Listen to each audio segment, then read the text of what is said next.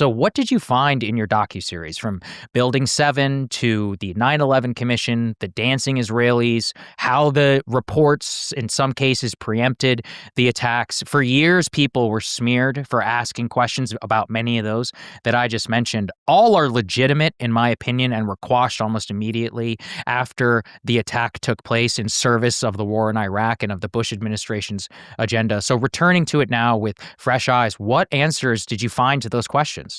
Well, I'll start macro. Okay, so every single bit of anomalous information, like things that don't make sense around 9/11, particularly Building 7, which does not make sense at all, still doesn't make sense, all of them point to the same conclusion, which is foreknowledge.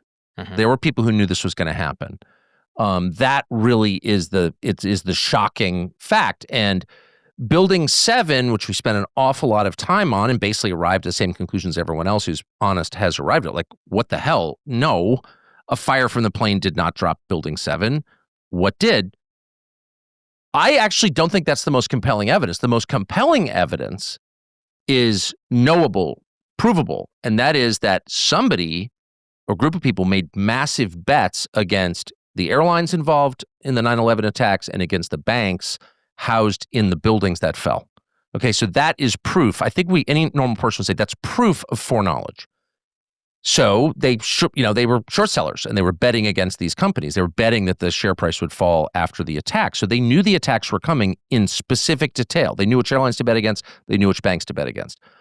The most shocking fact that we uncovered is that the authors of the 9/11 report, the commission, found out who these people were and to this day have kept their identities secret.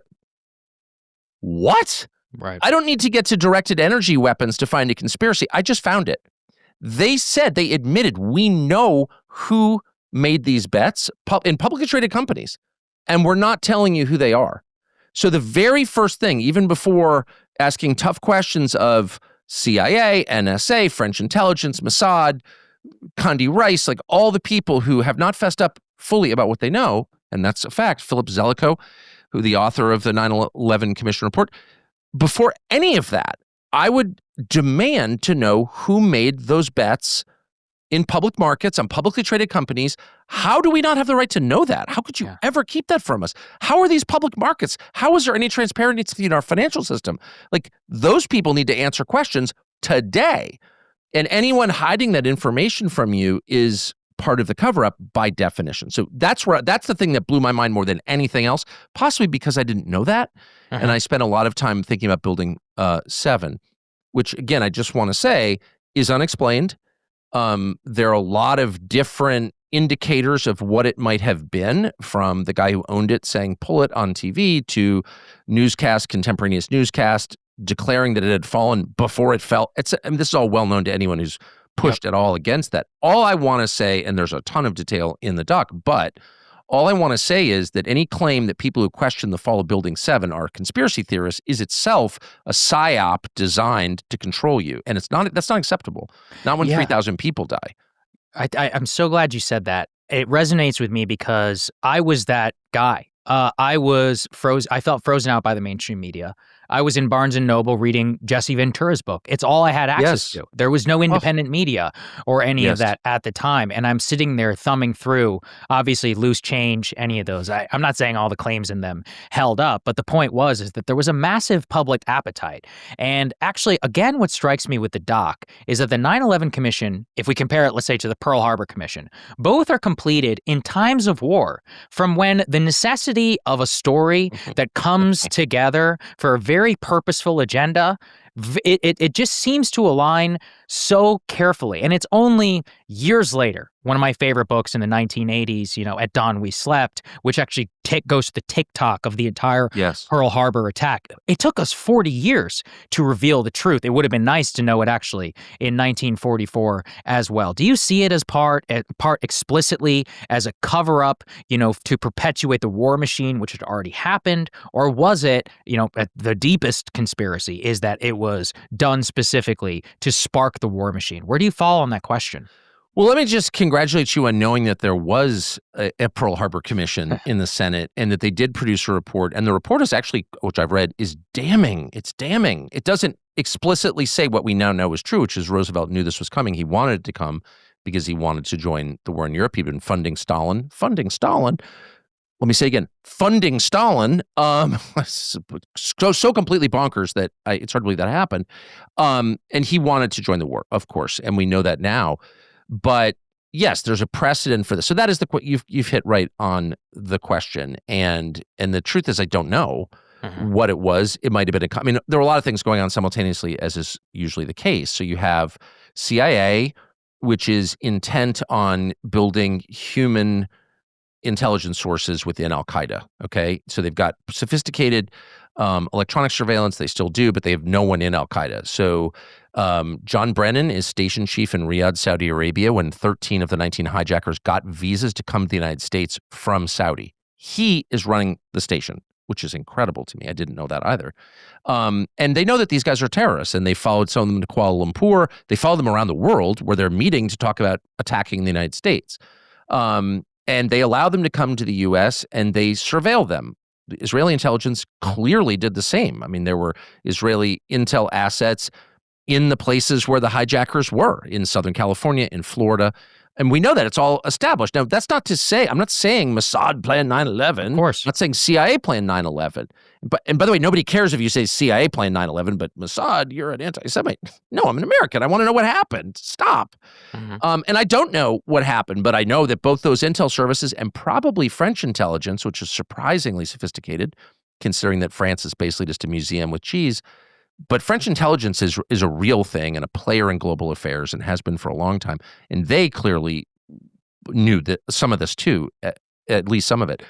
So the question is, was this negligence? Was it malintent? Was it just a mistake that they're not communicating this to domestic law enforcement, FBI, because they want to cultivate these sources?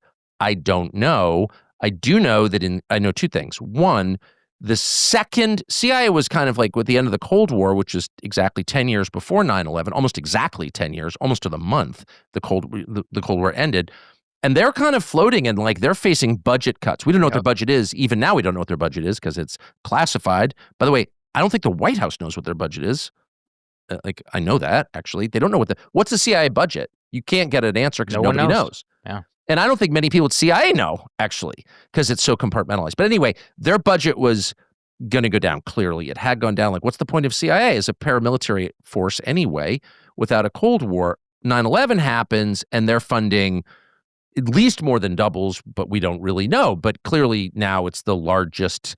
It's a country. CIA is not part of really the U.S. government. There's no accountability at all. They run companies. They have an army. They kill people. They spy on people. None of it with any oversight whatsoever or even knowledge of what they're doing. Even again, I'm not sure the CIA director knows himself what the whole agency is doing. That's all a byproduct of 9/11. 9/11 made that possible. They thrived. The country withered. They thrived. So they were beneficiaries of it. That's the first thing we know.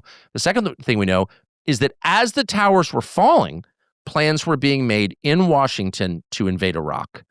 And that was ideological. That was done on behalf of another country that wanted to do that. Iraq was not connected to 9/11. Actually, you could make the case that Saddam was having Saddam in power was a net positive for the United States. It kept Iran in check. He was a secular leader. He was not a religious nut at all. He was a Ba'ath Party guy. He was a socialist. How was that a threat to us exactly? It wasn't. Right. So the world became a lot more dangerous when Saddam was killed, much more dangerous, but the Israelis wanted that, and they pushed the U.S. government to do it. There were a lot of people in good faith, Americans in good faith, a lot of them, by the way, who are not Israeli agents. They really believed that this would be good for the United States. I don't want to say this was a pure conspiracy. People believed it. I was there. I know that. And they weren't working for Israel. They were just deluded into thinking that, the Middle East would become Europe if only we conducted a series of wars. What we didn't know is that Europe would become the Middle East and the Middle East would become really nice under authoritarian leaders. But the future is impossible to predict. Anyway, so we know that the people in their dark imaginings think were responsible for this. Those people did benefit, actually, big time. Yes. They got what they wanted. I don't know if they benefited in some ultimate sense, but they definitely got what they wanted. It doesn't mean that they did it on purpose. I think you could make a compelling case that other countries knew this was coming. They have all claimed that they warned the U.S. government. Maybe they did. It's totally plausible that they warned the CIA and CIA ignored them or had other reasons for not acting on the information, but they didn't tell the FBI. That's just not true. We've talked to a lot of people at FBI, and like, what is that? And I could come up with tons of suspicions and theories. What I know is everything I've said is factual. It's provable. It's actually documented. And we have people. We didn't interview any person who wasn't directly connected, who wasn't participating in the events preceding or following 9/11. Everybody is a primary source. Yes. And that's where these views come from. So this is not a conspiracy theory. These are factual statements. What do they add up to? They add up to the need to have an honest conversation without intimidation from, whomever on Twitter, because we have a right and an obligation to know, or this will happen again. And by the way, it has happened like multiple times since then. The Syrian gas attacks, the Russian drones in Poland, or whatever, million false flag operations all the time. And they have resulted in the death of American citizens, military and otherwise, and the expenditure of like trillions of dollars of our money and the devaluation of the US dollar. So like, it's actually kind of wrecked the country, this stuff. It has to stop.